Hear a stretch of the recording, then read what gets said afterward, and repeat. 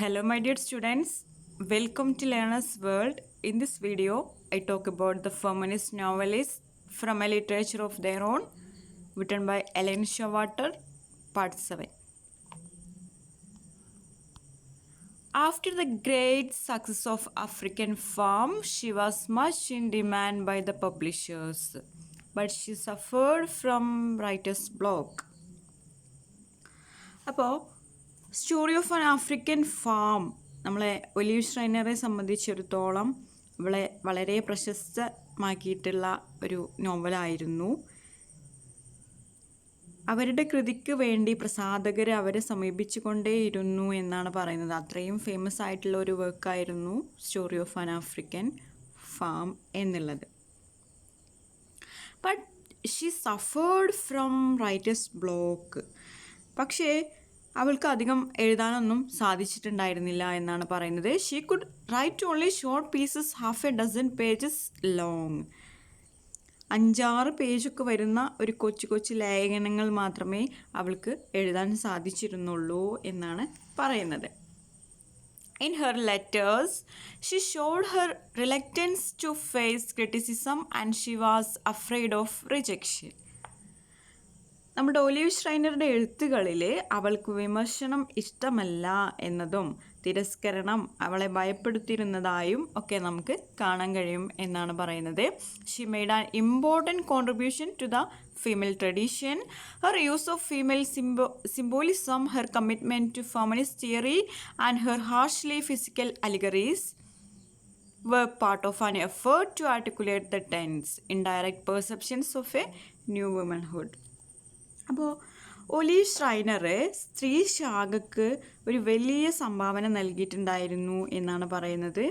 അവളുടെ women symbols, സ്ത്രീ പക്ഷപാതവും ശക്തിയേറിയ ഉപമകളും ഒരു പുതിയ സ്ത്രീത്വത്തെ വിഭാവനം ചെയ്യുന്ന തരത്തിലുള്ളവയായിരുന്നു എന്നാണ് പറയുന്നത്. She influenced writers like Virginia Woolf, Dorothy Richardson and Doris Lessing.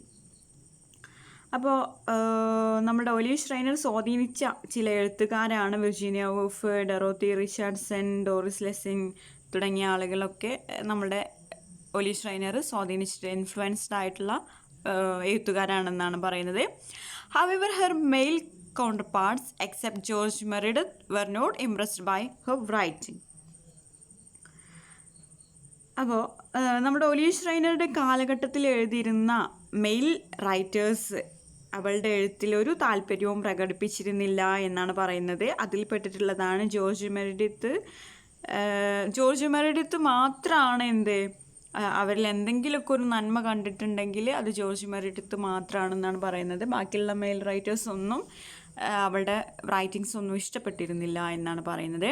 ഷ്രൈനർ was a great admirer of the philosopher Ralph Waldo Emerson. She adopted the pseudonym Ralph Iron and 2 of her main characters were Waldo and M. അപ്പോൾ നമ്മുടെ Raf Waldo എമേഴ്സൻ്റെ ഒരു വലിയ ആരാധികയായിരുന്നു നമ്മളുടെ olive ഷ്രൈനർ.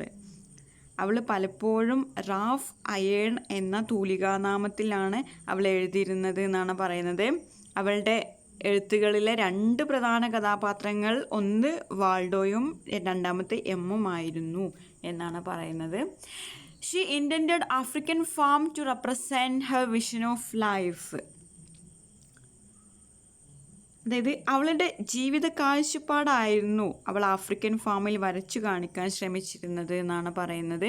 At one point she had considered titling it mirage A series of abortions. അപ്പോൾ അവൾ ഒരു സമയത്ത് ഈ ഒരു A story of an African farm എന്നുള്ള ഒരു വർക്കിനെ അവൾ വേറൊരു തലക്കെട്ട് കൊടുക്കാൻ തീരുമാനിച്ചിരുന്നു. അതാണ് mirage A series of abortions എന്ന് പറയുന്നത്. The book is about man's moral redemption in a meaningless universe through identification with female suffering.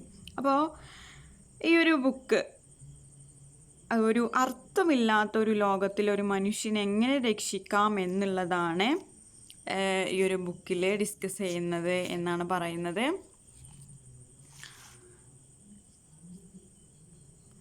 Its plot is diffuse, but the central situation of the persecuted orphan Waldo, who falls in love with this childhood ally Lindell, had reminded many readers of Wuthering Heights.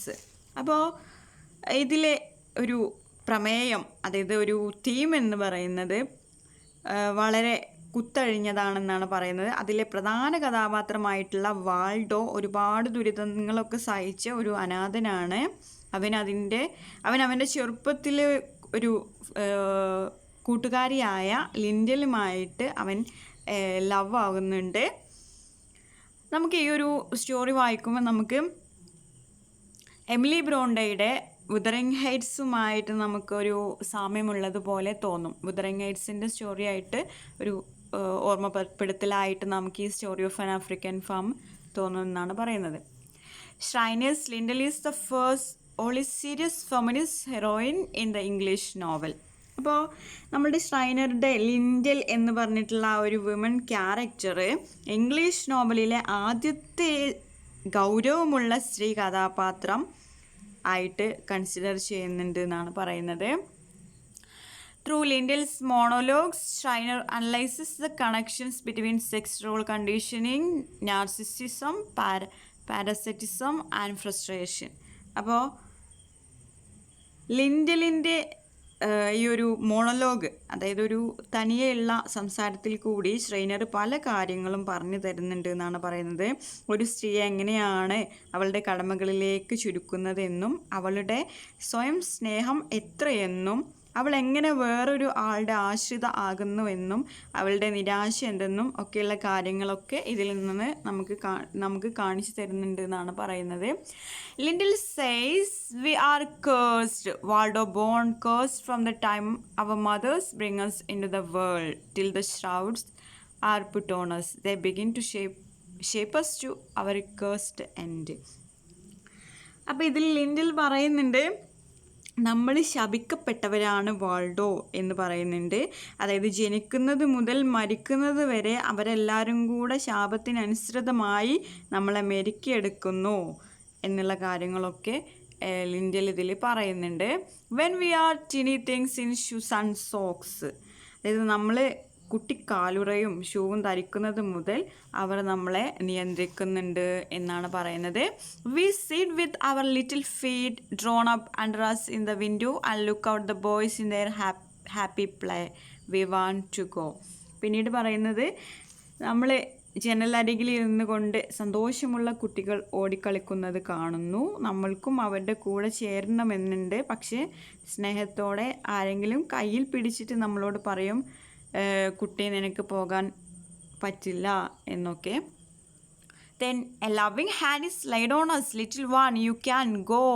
We feel it must be for our good. It is so lovingly said, but we cannot understand. Afterwards we go and thread blue beds and make a string for our neck. അപ്പോൾ നമ്മളോട് പറയും, കുട്ടി നിനക്ക് പോകാൻ പറ്റില്ല എന്ന്. നമ്മുടെ നന്മക്കായിട്ടാണ് അത് പറയുന്നതെന്ന് നമുക്ക് തോന്നും. കാരണം അത്ര സ്നേഹത്തോടെയാണ് നമ്മെ അവർ വിലക്കുന്നത്. പക്ഷെ നമുക്കൊന്നും മനസ്സിലാകില്ല എന്നുള്ള കാര്യങ്ങളൊക്കെയാണ് ലിൻഡൽ ഇതിൽ പറയുന്നത്. Then we go and stand before the glass. We see the complexion we were not to spoil and the white frog we fit our sphere as a Chinese woman's foot fits her shoe, exactly as though God had made both and yet he knows nothing of either. അപ്പോൾ പിന്നീട് പറയുന്നത്,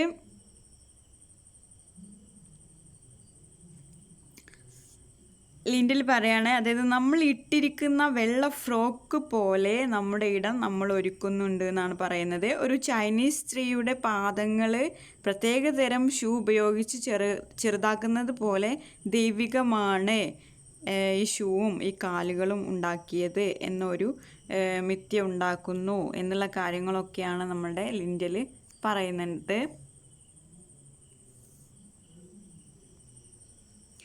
Lindel's brief rebellion does not succeed. She leaves the farm and tries to make an independent life without her lover, but her illegitimate child lives only 2 hours and she follows it stoically into the grave. അങ്ങനെ നമ്മുടെ ലിൻഡലിൻ്റെ വിപ്ലവ വീര്യമൊന്നും ഫലം കണ്ടില്ല എന്നാണ് പറയുന്നത്. അങ്ങനെ അവൾ എന്ത് ചെയ്യുന്നുണ്ട്, ആ ഒരു ഫാം വിട്ട് പോകുന്നുണ്ട്. കാമുകനില്ലാതെ അവൾ സ്വതന്ത്രമായി ജീവിക്കാൻ അവൾ ശ്രമിക്കുന്നുണ്ട് എന്നാണ് പറയുന്നത്. അവളുടെ ഇല്ലീഗൽ ഒരു റിലേഷൻഷിപ്പിൽ ഉണ്ടായിട്ടുള്ള ആ ഒരു ബേബി 2 മണിക്കൂർ മാത്രമേ ജീവിക്കുന്നുള്ളൂ. അതിനുശേഷം അവളും മരിക്കുന്നുണ്ട്, പ്രസവശേഷം അവളും മരിക്കുന്നുണ്ട് എന്നാണ് പറയുന്നത്. Gregory, chastened by his experience as Lindel's death burners, marries her cousin M. Waldo becomes an intellectual and dies condemned in transcendentalism. അപ്പോൾ ഗ്രിഗറി ആയിരുന്നു നമ്മളുടെ ലിൻഡലിനെ അവളുടെ മരണക്കിടക്കയിലൊക്കെ ശുശ്രൂഷിച്ചിട്ടുണ്ടായിരുന്നത്. ഗ്രിഗറി ആയിരുന്നു. അയാൾ അവളുടെ കസിനായിട്ടുള്ള ഒരു എമ്മിനെ വിവാഹം ചെയ്യുന്നുണ്ട് എന്ന് പറയുന്നുണ്ട്. പിന്നീട് വാൾഡോ ഒരു ഭൗതിക ചിന്താഗതിക്കാരനാവുകയും പിന്നെ ട്രാൻസെൻഡലിസത്തിൻ്റെ വിശ്വസിച്ച് മരിക്കുകയൊക്കെ ചെയ്യുന്നുണ്ട് എന്നാണ് പറയുന്നത്. In the world Schreiner describes men are redeemed by female suffering, white women perish teaching the lesson. അതായത് ഷ്രൈനറുടെ ലോകത്തിൽ സ്ത്രീകളുടെ സഹനത്തിൽ കൂടിയാണ് പുരുഷന്മാർ രക്ഷപ്പെടുന്നത്. ആ പ്രക്രിയകളിൽ അവൾ സ്വയം നശിക്കുന്നുണ്ട് എന്നുള്ളൊരു സന്ദേശം നമ്മൾ ഷ്രൈനറുടെ വർക്കുകളിൽ നൽകുന്നുണ്ട് എന്നാണ് പറയുന്നത്. From 1875 until her death, Schreiner wrote and wrote a long novel, which was posthumously published in 1926. It was From Man to Man. അപ്പോൾ 1875 മുതൽ നമ്മുടെ ഷ്രൈനറുടെ മരണം വരെ ഷ്രൈനർ ഒരു നീണ്ട നോവൽ എഴുതുകയും തിരുത്തുകയൊക്കെ ചെയ്തുകൊണ്ടേയിരുന്നു എന്നാണ് പറയുന്നത്. പിന്നീട് 1926 അവരുടെ മരണശേഷമാണ് അത് പബ്ലിഷ് ചെയ്തിട്ടുണ്ടായിരുന്നത്. അതിൻ്റെ പേരാണ് from man to man. She wrote about it to Havelock Ellis in 1887. It will be quite different from any other book that ever was written, whether good or bad, I can say. അപ്പോൾ 1887 ഷ്രൈനർ ഹാവലോക്ക് എലിസന് ഒരു എഴുത്ത് എഴുതിയിട്ടുണ്ടായിരുന്നു. അതിൽ എഴുതിയിട്ടുണ്ടായിരുന്ന വാചകങ്ങളാണ് ഇവിടെ കൊടുത്തിട്ടുള്ളത്. അതായത് ഈ novel ഇന്നുവരെ എഴുതപ്പെട്ടിട്ടുള്ള എല്ലാ നോവലുകളിൽ നിന്നും വ്യത്യസ്തമായിരിക്കും എന്നാണ് ഷ്രൈനർ പറഞ്ഞിട്ടുണ്ടായിരുന്നത്. അത് നല്ലതാണോ ചീത്തയാണോ എന്നെനിക്ക് പറയാൻ കഴിയില്ല. ഞാൻ ഒരിക്കലും ചിന്തിച്ചില്ല, കഥ എന്നെ നയിക്കുകയായിരുന്നു. ഞാൻ അതിനെയല്ല, എൻ്റെ വിചാരം കഥ എൻ്റെ അവസാനം കാണുമെന്നാണ് എന്നുള്ള കാര്യങ്ങളൊക്കെ പറഞ്ഞിട്ട് ആണ് എഴുതിയിട്ടുണ്ടായിരുന്നത്. I never think the story leads me not it and I guess it's more likely to make an end of me than I am ever to make end of it. അതായത് ഞാൻ ഒരിക്കലും ചിന്തിച്ചിട്ടുണ്ടായിരുന്നില്ല കഥ എന്നെ നയിക്കുകയാണ് എന്നുള്ളത്. ഞാൻ അതിനെയല്ല എൻ്റെ വിചാരം കഥ എൻ്റെ അവസാനം കാണുമെന്നാണ്, അല്ലാതെ ഞാൻ കഥയുടെ അവസാനം കാണുമെന്നല്ല എന്ന് ഹാവലോക്ക് എലിസണ് നമ്മളുടെ ഒലിവ് ഷ്രൈനർ എഴുതിയിട്ടുണ്ടായിരുന്നു എന്നാണ് പറയുന്നത്. Although the book is very old and extremely melodramatic in its plot and emotions, it has some remarkable passages. ഇതൊരു വളരെ പ്രത്യേകതയുള്ളൊരു ബുക്കായിരുന്നെങ്കിലും വളരെയധികം സംഭവബഹുലവും ഒക്കെ നിറഞ്ഞൊരു കൃതിയാണിത് എന്നാണ് പറയുന്നത്. It evokes with outstanding power the female psychology of a generation. അപ്പോൾ ഇതിൽ വളരെ ഭംഗിയായ രീതിയിലാണ് ഒരു തലമുറയുടെ സ്ത്രീ മനഃശാസ്ത്രം അത് കൈകാര്യം ചെയ്യുന്നുണ്ട് എന്നാണ് പറയുന്നത്. Although its name is Man to Man, it is about sisterhood and motherhood. അപ്പോൾ അതിൻ്റെ പേരാണ് മാൻ ടു മാൻ എന്നാണെങ്കിലും അതായത് ഈ ഒരു നോവലിൻ്റെ പേര് മാൻ ടു മാൻ എന്നാണെങ്കിലും അതൊരു സഹോദരി ബന്ധത്തെയും മാതൃത്വത്തെയും ഒക്കെ പറ്റിയിട്ടാണ് ഇതിൽ പ്രതിപാദിക്കുന്നത് എന്നാണ് പറയുന്നത്. I conclude here. Thank you for watching our video. If you are interested, please subscribe, comment, share, like. Thank you.